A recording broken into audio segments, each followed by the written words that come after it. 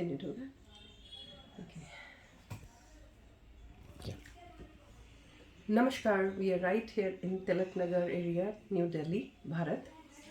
And आज मेरा बहुत परम सौभाग्य है कि मेरे साथ में हैं ओपी बब्बर जी. हम बात करते हैं समाज में जो राजनीति एक है विषय, बट उससे भी ऊपर है समाज के कार्यकर्ता. सामाजिक कार्य के लिए काफ़ी अपना समय देना, giving it back to the community is not an easy task. And this is a gentleman who has been doing it for many years. Namaskar, Param Saubhagya. And background, need not to say, you can just Google his name and you'll get that. So much of contribution. So what we were able to see when we talk about Rashtriya Swayamsevak Sangh. संघ एक ऐसी संस्था है जो एक व्यक्तित्व का निर्माण करती है. एंड उसी संस्था से जुड़े हैं. फिर इन्होंने अंध विद्यालय का लाइक ब्लाइंड स्कूल्स चला रहे हैं, स्कूल्स चला रहे हैं. शिक्षा दान महादान हम जब बात करते हैं तो उसमें भी आपका काफ़ी कंट्रीब्यूशन रहा. मैं अमेरिका शिकागो से आई हूँ और राम जन्मभूमि के लिए 22 जनवरी को हम लोग ने साक्षात अपने सामने, अपने आंखों के सामने होते देखा. आपने तो उस स्ट्रगल को जिया है. हम भी तब यहाँ थे जब ये हुआ, हम उसको भूल नहीं सकते. तो आज से जानना चाहती हूँ, पहले तो अपने हृदय के जो उद्गार हैं, आपको कैसा महसूस हुआ कि हमारे जीवन काल में हम इसको देख पाए, बीइंग इन 21st century? मैं आपको बताऊं, लाइफ में बहुत सारी ऐसी ओकेजन आती हैं, त्यौहार आते हैं, फंक्शन आते हैं, जिसमें हम इंजॉय भी करते हैं, बहुत खुश भी होते हैं कि बहुत बढ़िया. परंतु ये जो 22 तारीख को हुआ प्राण प्रतिष्ठा का कार्यक्रम, वो देख के मैं सच कह रहा हूँ, मेरे को इतनी खुशी हुई कि मैं खुशी को समा नहीं सका. यूँ कहो कि खुशी के आंसू आए. जिस प्रकार से हमारे प्रधानमंत्री नरेंद्र भाई मोदी जी, वो लाइक संत है मेरे हिसाब से.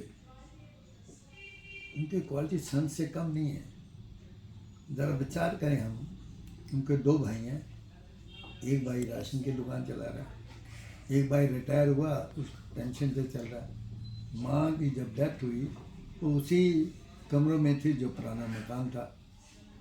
उन्होंने किसी भी अपने रिश्तेदार को अपने बंगले में नहीं रोका और बिल्कुल समाज को, अपने आप को अर्पण कर दिया. और गरीब से गरीब को जो फैसिलिटी मिलनी चाहिए उसको अच्छी तरह से देखा उन्होंने.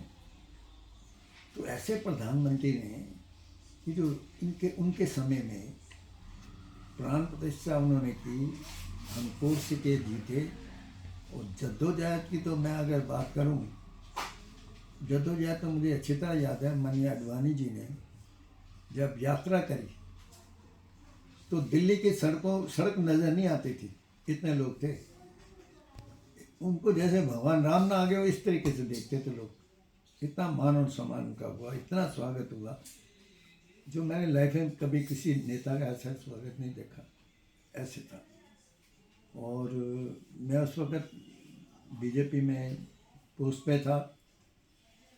तो मैं ये मैटर ऑफ फैक्ट समिति में भी रहा हूँ, पोलिंग स्टेशन पर इंचार्ज रहा हूँ, ज़िले का मैं इंचार्ज रहा हूँ और सारी दिल्ली का जनरल सेक्रेटरी भी रहा हूँ बीजेपी में. तो मेरे पास काफ़ी जिम्मेदारी थी, कोषाध्यक्ष, वाइस प्रेसिडेंट, हर पोस्ट में मैंने काम किया. तो अद्भुत नज़ारा तब भी था. और मोदी जी ने अब जो काम करके दिखा दिया, मुझे लगता है कल वो जा रहे हैं शायद अबू धाबी जा रहे हैं. बताइए, उन्होंने उन लोगों को कन्विंस कर दिया. और वहाँ मंदिर बन रहा है. मंदिर की ज़मीन गए, पिछली बार गए ज़मीन ले ली, अब मंदिर बन गया, अब वहाँ प्राण प्रतिष्ठा हो रही है. तो ये अद्भुत नज़ारे हमें देखने के मिलते हैं इस लाइफ में. मैं समझता हूँ हमसे ज़्यादा कोई खुश नसीब कोई होगा नहीं जो इस काल के समय में हमें मिलता है. जहाँ तक एक बात आपने कही मुझे जिसे कहना चाहिए संघर्ष की। संघर्ष में तो मैं समझता हूँ, ज़रा उनके बारे में जब मैं विचार करता हूँ तो मेरे मन में जो है एक प्रकार से आंसू आ जाते हैं। जो लोग वहाँ गए थे, कैसे वहाँ की सरकार तब समाजवादी लोगों ने कैसे उनको गोलियां चलाई, और वो बात सुनने से ही आदमी कांप जाता है। लेकिन वो कार्यकर्ता वहाँ से हिले, काम करते रहे, और उसके बाद जो भी कुछ करना पड़ा उन्होंने किया। तो मैं समझता हूँ ये संघर्ष जो है ये संघ ही चला सकता है, और कुछ ऑर्गेनाइजेशन नहीं चला सकती, क्योंकि संघ की विचारधारा ही इतना दृढ़ बना सकती है, बाकी किसी के बस की बात नहीं। हम जुडिशरी को धन्यवाद देंगे, बट लेकिन जहाँ तक बात आती है जहाँ भी सर्वे हो रहा है 22 को ये हुआ, 24 को एएसआई की रिपोर्ट आती है ज्ञानवापी में। अभी 7 दिन पहले हमने देखा कि लाक्षागृह जो है उधर मथुरा, पहले तो जिस तरह से पांडवों ने सिर्फ 5 गांव मांगे थे उसी तरह से कहा था कि आप हमको 3 दे दो, पर उस तरफ से हमको उस तरह का सहयोग आज तक भी मिल नहीं पा रहा है। और अगर हम भारत में हैं, अभी अगर इतने यशस्वी प्रधानमंत्री ना होते, शायद ये जुडिशरी का जजमेंट आने के बाद में भी ये संभव नहीं हो पाता, to be very honest, like how we are seeing it, because there are lot of snakes within the Ganga, like the Bharat माँ जो है, हमें उनसे किस तरह से डील करना चाहिए। यूथ तो जाग चुका है, बट लेकिन जो एक चिंता सताती है कि बहुत शॉर्ट मेमोरी होती है, कि हम इसको भूलना नहीं चाहते। Never forget, never forgive, to be honest, like that's what. देखिए, मेरे विचार में उनको डील करने का एक ही तरीका है, हम अपना काम करते जाएं। हमें अपना गोल बड़ा क्लियर है कि हमने कहा राम मंदिर बनाना है, हम उसमें लगे रहे, और जो विरोधी है उन्होंने दुनिया भर का काम कर लिया, और हमारे मौका पड़ा तो हमारे रोज़गार भी ख़त्म करवा दिए, मौका पड़ा तो हमें जेल में भी चले गए, हम सब जगह चले गए। सब काम हमने एजुटेशन के रूप में बहुत हज़ारों हज़ारों कार्यकर्ता स्वयंसेवक जो है इस काम को किया उन्होंने, लेकिन किसी के मन में कोई मलाल नहीं। और जहाँ तक सरकार का सवाल है, मैं आपको साफ कहना चाहता हूँ, अगर माननीय मोदी जी प्राइम मिनिस्टर ना होते तो ये फैसला आ ही नहीं सकता, कभी नहीं होना था, कभी भी। कभी आने नहीं था। ये तो क्या करते थे, ये तो ये हैरान तो हुआ ही नहीं, ऐसे ही आप कह रहे हो, ये तो वो लोग हैं जो सरकार में बैठे हुए थे, उनसे तो कोई उम्मीद ही नहीं की जा सकती थी।